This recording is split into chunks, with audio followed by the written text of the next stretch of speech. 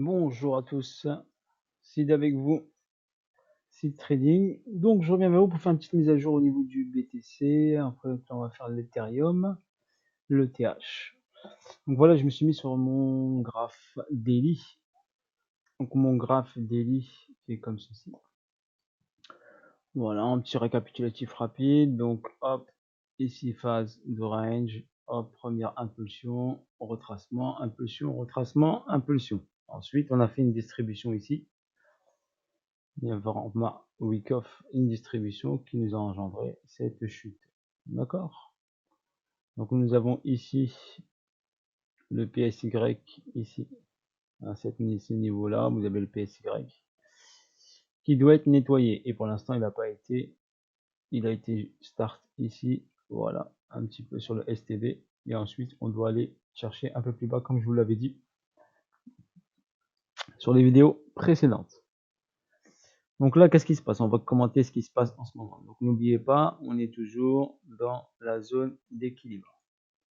Donc là, j'ai tracé une figure harmonique. Regardez, hop, hop, je vais un peu vous la mettre un peu en foncé pour que puisse la voir un peu plus. Donc voilà, ça c'est une figure harmonique avec des ratios bien précis que j'avais tracé avant que tout ce phénomène se déroule. Donc cette figure harmonique me donne, donc je vais vous expliquer. Donc un prix, on a dit, monte en 5 temps et chute en 3 temps. Donc regardez, ici on a monté en 5 temps, un temps, 2 temps, 3 temps, 4 temps, 5 temps. D'accord? Et on est arrivé au 5e temps ici. À partir du 5e temps, il ne peut pas aller plus haut. D'accord? Il est obligé de respirer, de retracer. Donc il retrace, comme je vous l'avais dit, en 3 temps. Donc 1, 2, 3. Première chute. D'accord? Soit il fait 2 fois 3, soit il fait 1 fois 3. Donc là, il a fait 1, 2, 3. Et après, il nous a fait une vague A, B, C, flat. Donc, je vous la montre là-bas. Arrivé ici. Ensuite, on a fait une petite hausse, un retracement, une petite hausse, un retracement. Donc en flat. Donc ça fait 1, 2, 3 temps. D'accord? 1, 2, 3. 3 temps. 2. Correction. Donc ensuite, il a créé ici le SC. Et le SC là, ici. Voilà. Il n'a pas été encore nettoyé. Ok? Ce petit SC. Là, il a créé le SC, celui-ci. Ici, il y a eu le STB. On a eu tout de suite une réaction derrière. Et ensuite, un retracement. Je vais vous montrer en H4 pour que vous voyez un peu mieux. Parce que là, c'est un peu écrasé. Donc voilà. Cette chute en 1, 2, 3 temps a créé le C. Ensuite, on est rentré dans une zone d'équilibre. D'accord? Une zone de neutralité. Je vous montre cette zone de neutralité qui est là. Donc on est toujours dedans. Ok, vous la voyez? On est sur la borne haute de cette zone de neutralité, mais on est toujours dedans. Donc, ici, donc, vous avez eu ici une correction en flat. Et ici, donc, STB, SC. Donc, normalement, il doit nettoyer cette zone-là. Donc, ce STB-là, il doit aller chercher cette zone de liquidité ici pour aller partir faire un gros pump. D'accord? Et voir dépasser cette ATH. Donc là, pour l'instant, il va monter, ça c'est clair. Donc c'est normal, un marché descend et remonte. Il faut qu'il y ait du mouvement quand même un petit peu. Là, on a eu ici des acheteurs. Donc on a eu le retest du ici STB, on a eu le retest et ensuite monté avec une schématique, deuxième schématique ici d'accumulation ici, un peu particulière, pas classique, Wyckoff, qui nous a donné le AR et un ST, un autre ST et après il est parti. D'accord? Donc là, qu'est-ce qu'on a dit? N'oubliez pas, il monte en 5 temps. Ok? Donc là, la figure harmonique me donne, regardez, la figure harmonique, si elle se confirme, bien sûr, je dis si elle se confirme, d'accord? Si elle se confirme, ça me donne ici une hausse du BTC au max sur les 54 000 dans cette zone-là, d'accord? Et ensuite, une chute ici jusqu'aux 20 000 dollars, d'accord? Donc au max ici, 54 000, 56 000 dans cette zone-là. Donc ce mouvement haussier peut piéger beaucoup de personnes. D'accord? S'ils n'encaissent pas, si le prix monte ici et ils n'encaissent pas, ça va un peu faire mal. On a aussi l'option ici où le prix va, attendez, hop, j'arrange tout ça, j'ai mal pris la zone. Donc ici, si je prends ici ce sommet C, donc là c'est un ratio de 78.6, mais le ratio ici peut descendre ici jusqu'au pratiquement 50%. Ok, 50%, ça nous donnerait là, ça donnerait un 47 000 $, un BTC dans les zones des 46 à 647. Et également, on peut avoir aussi 61.8 ici, donc 61.8 qui nous donne un 50 000 $, qui est possible parce qu'il y a une zone ici, regarde, ici. Donc il peut monter ici sur ces zones de demande là pour pouvoir ensuite rechuter derrière. Donc je vais le remettre comme il était, voilà, sur la zone max au 78.6. Donc cela correspond à quoi? Comme je l'ai dit en 3 temps, regardez, 1, 2, 3. Ok, et également on peut faire un gros 3 temps. Un gros 3 temps, ça fait ça, regardez. Une, tout ça, ça fait une vague. Donc le 1, 2, 3, on va faire une chute qui s'appelle la vague A. Et ensuite on va faire une montée, une vague impulsive B. D'accord, celle-ci. Impulsive B. Donc là, vague A, corrective 1, 2, 3 en 3 temps. Vague impulsive B. Vague corrective C en 3 temps également. Donc 1, 2, 3. Donc après, c'est juste ici, le prix a besoin de monter pour aller recharger de la liquidité. Pour faire le mouvement ici, pour aller chercher cette zone. Parce que là, il a déjà fait une grosse chute ici. Donc il a besoin de reprendre un peu de force, reprendre un peu de liquidité pour pouvoir replonger derrière. Et tant qu'il n'aura pas ici, le prix ne sera pas venu ici, pour moi, il ne repartira pas sur des sommets. D'accord? Ensuite, c'est juste question de niveau. Mais nous, on l'attend là. On l'attend dans les 20 000 $, 25 000 $. D'accord? À partir de 25 000 $, si vous voulez commencer à acheter, vous pourrez, je vous le dirai. Mais pour moi, pour l'instant, on est juste dans une zone où il va chercher de la liquidité pour replonger mieux encore derrière. Mais ça peut piéger beaucoup de gens qui sont pas très techniques. Car pour moi, ce niveau, comme je vous l'ai dit, ce niveau ici, en dessous ici, vous voyez, il n'y a pas grand chose, hein. Regardez. D'ici à là, et par exemple ici on est sur les 28 000, 27 000, et là on est là. Mais juste ça n'a pas été cherché, on n'a pas cherché la liquidité ici. Donc ça peut piéger beaucoup de personnes qui sont rentrées en achat, d'accord, et ils croient que ça y est, le BTC va partir vers la lune, to the moon, vers les 100 000, 150 000 $. Mais un BTC ne pourra pas partir vers les 150 000 $ s'il n'a pas rechargé assez en liquidité. D'accord? Un prix doit bouger en fonction de l'offre et la demande. Et quand je vous l'ai expliqué aussi par rapport au Fibonacci, la zone des 50%. Donc quand on est au-dessus de 50%, on vend, quand on est en dessous, on achète. Ok? Et ce niveau-là était au niveau des 50%. On va aller sur un autre graphique pour vous montrer un petit peu mieux. Donc là, je vais prendre un autre graphique du BTC que je dois avoir là. Là, j'ai bien schématisé, par exemple, regardez, j'ai bien schématisé ici rapidement sur un de mes graphes les vagues ABC, ABC. D'accord? On va aller sur un graphe beaucoup plus simple que celui-ci, où je vais hop, montrer. Voilà. Donc on va aller sur celui-là. Donc ici, comme je vous ai montré là, donc on a créé des sommets qui sont de plus en plus bas. Donc forcément, et là vous avez des creux de plus en plus haut.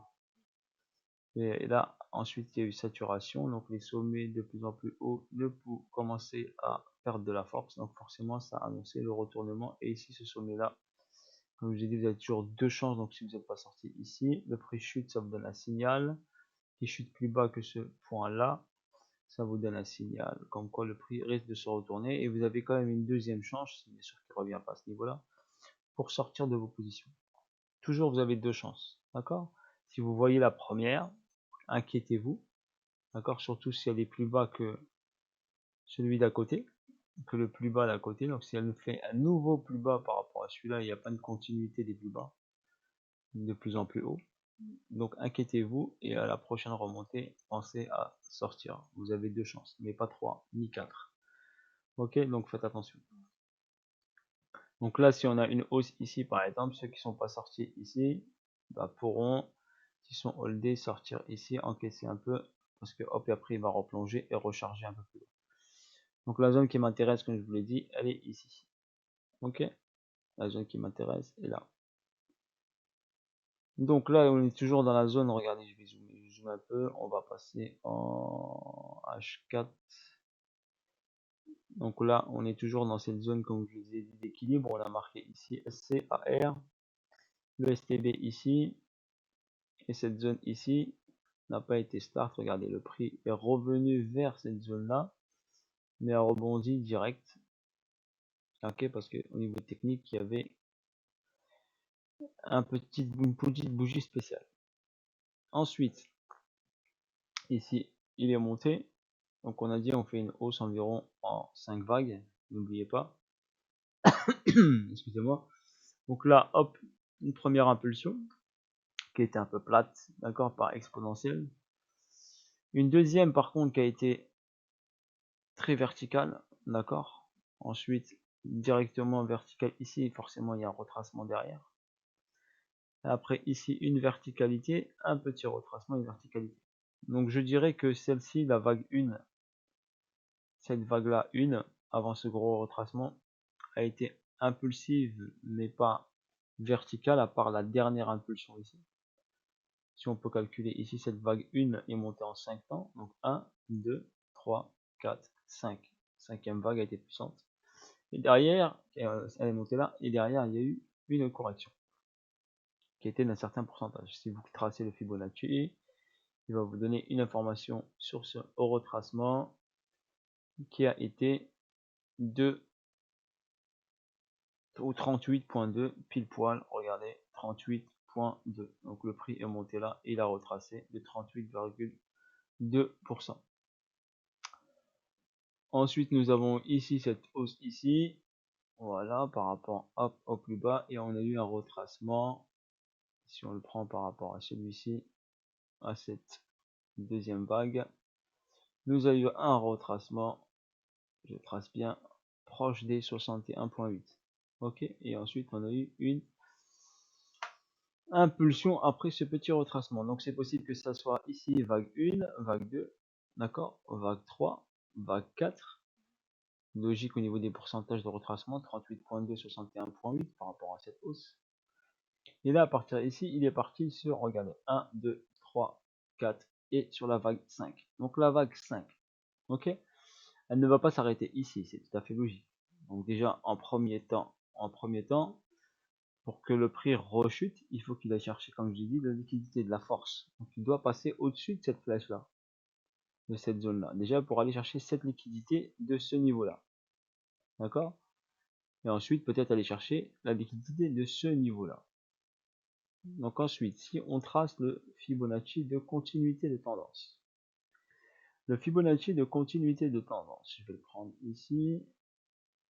Attendez, là, il est ici, continuité de tendance. Je vais prendre ce point-là ici, le point bas ici. On va prendre l'impulsion, allez, on va prendre l'impulsion 1 là, que je vous avais montré là, et le retracement ici au 38.2. C'est un retracement de 38.2. Ce qui va nous donner donc un target. Regardez bien, le 1.618 il est là.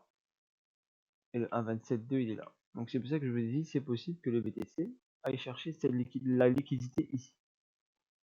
Donc aller chercher de la liquidité ici. Donc, regardez quand je vous ai montré, 54 000. Ok, 54 000. Et quand je vous ai montré ce graphe là avec, je l'ai mis où? C'est celui-ci, voilà. On a vu sur le graphe 54 000. Quand je vous ai dit ici, il peut aller jusqu'à 56 000. Donc dans cette zone-là. 54, 56. Donc c'est possible qu'ils viennent vers les 54, 56. D'accord? Moi je dirais pas de forte probabilité, mais il a des chances. Ensuite, on va revenir sur notre graphe où je viens de tracer, hop, ce Fibonacci. Donc je me suis basé par rapport à la première impulsion. Mais vu que cette première impulsion était énorme, donc quand on a une première vague énorme ici, il y a un retracement, forcément la troisième et la cinquième seront petites. D'accord? Parce que la première a été monstrueuse. Donc nous, qu'est-ce qu'on va faire? On va tracer. Donc on a ici un repère, je vous l'ai montré ici. Là, hop, sur cette zone-là. Donc venir chercher de la liquidité ici, sans casser ce plus haut là. Donc venir chercher là. Ça c'est la solution 1. La solution 2, donc regardez, vu que la première vague était un peu excessivement impulsive, je vais prendre la vague 3, où on a le sommet ici de la vague 3, le départ de la vague 3 ici, et le retracement de la vague 3 là, qui a fait la vague 4. Ce qui nous donne le 1,618 sur cette zone là. Donc ça veut dire, si la vague 1 avait beaucoup de force, la 2 un peu moins de force, regardez, et la 3 impulsive, donc ça veut dire la vague 5, elle aura moins de force que la vague 1, et je pense pas qu'elle aura aussi autant de force que la vague 1, parce que là le prix était pas cher, donc les gens sont rentrés un peu en force. On va regarder le volume. Donc le volume ici, ils ont commencé à rentrer, et après ils sont encore rentrés. Et là, pour moi, déjà, sur cette vague-là, c'était un peu trop tard de rentrer. Il valait mieux rentrer ici ou là au pire. D'accord? Si vous avez vu ce pump-là, ce retracement, vous pourrez pas pu rentrer ici. C'est pour ça que pour moi, je pense, d'accord, que cette vague 5 sera pas trop puissante. Donc, c'est pour moi, je vois un target ici, 45 000. D'accord? Dans cette zone-là. Et là, on a une zone ici où il y a une bougie bien spéciale. Je l'ai marqué avec une flèche.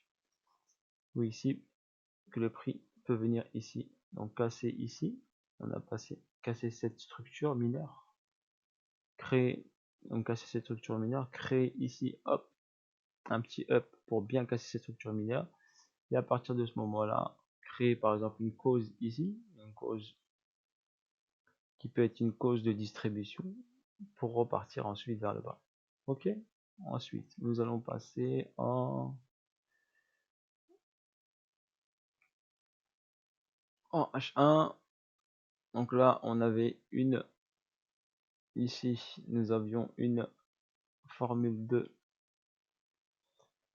réaccumulation. Donc le prix est monté, ensuite il a réaccumulé pour recharger, il a réaccumulé ici pour recharger, petit range ici, avec une petite cause ici, et un petit pump derrière.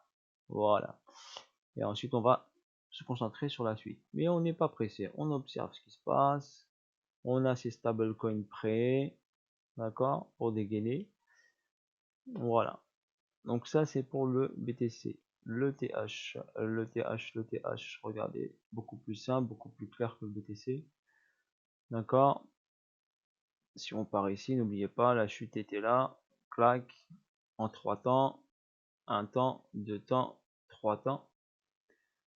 Et ensuite un petit pump, et ensuite une chute en 3 temps, un peu flat. Donc 1, 1, 2 et 3. Donc ici on calcule, ici on peut faire ici, vague A, vague B impulsive, vague C corrective. Alors, regardez, la vague C bien sûr est toujours en dessous de la vague B, ou peut être au même niveau si elle est flat. Ensuite, à partir de là, il a créé ici des plus bas, de plus en plus bas, jusqu'à ce niveau-là. Donc ce niveau-là, c'est pour moi, c'est un repère. Donc, on est venu ici le retester ici, mais pour l'instant, on n'a pas créé un plus bas que celui-là. Donc moi, je m'attends à ici, donc comme on l'a dit, un petit nettoyage ici. Ensuite, il a créé une impulsion en 5 temps. Regardez, vague 1, vague 2, vague 3, vague 4, vague 5. Et regardez, comme je vous l'ai dit tout à l'heure sur le BTC, la vague 1, tellement elle est puissante que les autres sont moins puissantes et moins fortes. Mais elles sont présentes quand même.